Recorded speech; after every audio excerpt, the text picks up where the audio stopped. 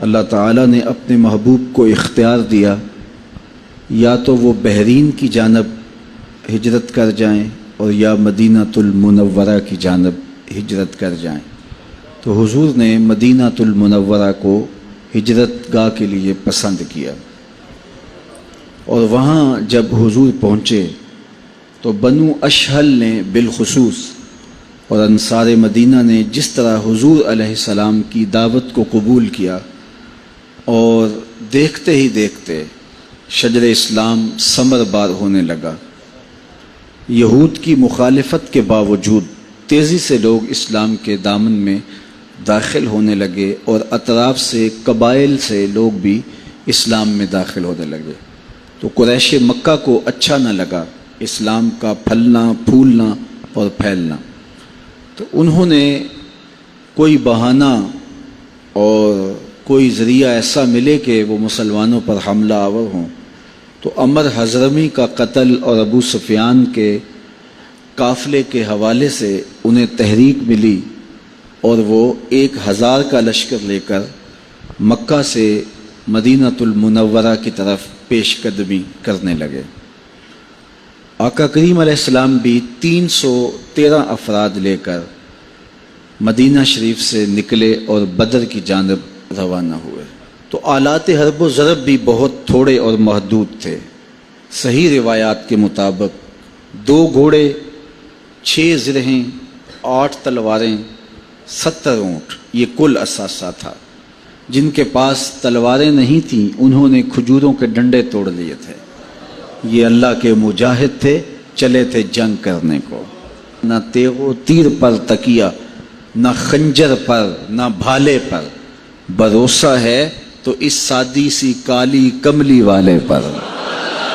حضور نبی رحمت صلی اللہ علیہ وآلہ وسلم ساری رات سوئے نہیں، مصلی بچھا ہے، اور حضور کبھی سجدے میں ہیں، کبھی رکوع میں ہیں، کبھی قیام میں، الہا و زاری کرتے ہیں۔ اور پھر حضور نے نیاز کے انداز سے ناز کا انداز اختیار کیا، اور تاریخ میں وہ دعا آج تک کسی نے نہیں مانگی جو میرے حضور نے مانگی ہے۔ حضور نے اللہ کی بارگاہ میں وہ دعا مانگی جو آج تک کسی نبی نے بھی نہیں مانگی۔ حضور نے 313 کی طرف اشارہ کرتے ہوئے کہا، اللہم ان تہلک ہذہ العصابہ لن تعبد فی الارض ابدا۔ مالک میں نہیں کہتا ان 313 کو بچا لے، لیکن اگر یہ نہ رہے تو قیامت تک تجھے بھی رب کوئی نہیں کہے گا۔ یہ ناز والی دعا تھی حضور کی، اللہ اکبر۔ اور پھر حضور ساری رات یوں الہا و زاری کرتے رہے۔ اچانک حضور کے چہرے پہ مسرت کے آثار آئے، اور حضور نے فرمایا، اے ابو بکر مبارک کو، یہ جبریل امین اللہ کی مدد لے کر آ گئے۔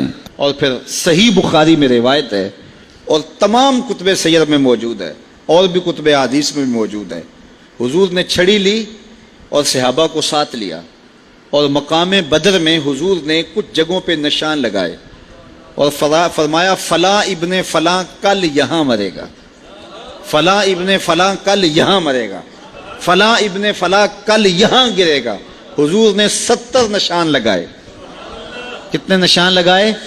70۔ صحابہ فرماتے ہیں اگلے دن جب ہم نے لاشیں اٹھائیں تو ان نشانات سے 1 انچ بھی کوئی دائیں بائیں نہیں تھا۔ جہاں حضور نے نشان لگایا کافر وہیں گرے۔ 70 نشان حضور نے لگائے۔ اللہ اکبر، اللہ کی مدد آ گئی۔ اللہ تعالیٰ نے مسلمانوں کو وہ فتح عطا فرمائی کہ میرا رب بھی کہتا ہے وَلَقَدْ نَصَرَكُمُ اللَّهُ بِبَدْرٍ وَأَنْتُمْ أَذِلَّةٌ۔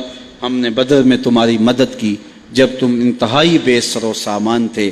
اللہ تعالیٰ حضور نبی رحمت صلی اللہ علیہ وآلہ وسلم کی فتوحات کا صدقہ اس امت کو ہر میدان میں پھر فتوحات نصیب فرمائے، اور عظمتوں کے جھنڈے اور رفتوں کے پھریرے پھر لہرائیں، اور بدر کی وہ یادیں تازہ ہوں۔ انشاءاللہ وہ وقت آنے والا ہے کہ پوری دنیا کے اوپر جھنڈا میرے حضور کا ہی ہوگا۔ فضائے بدر پیدا کر فرشتے تیری نصرت کو، اتر جا آئیں گے گردوں سے قطار اندر، قطار اب بھی وہی مناظر ظاہر ہوں گے۔ حضور کے نام پہ سب کچھ قربان کرنے کا جذبہ سیکھ لو۔ کی محمد سے وفا تو نے تو ہم تیرے ہیں، یہ جہاں چیز ہے کیا لوح و قلم تیرے۔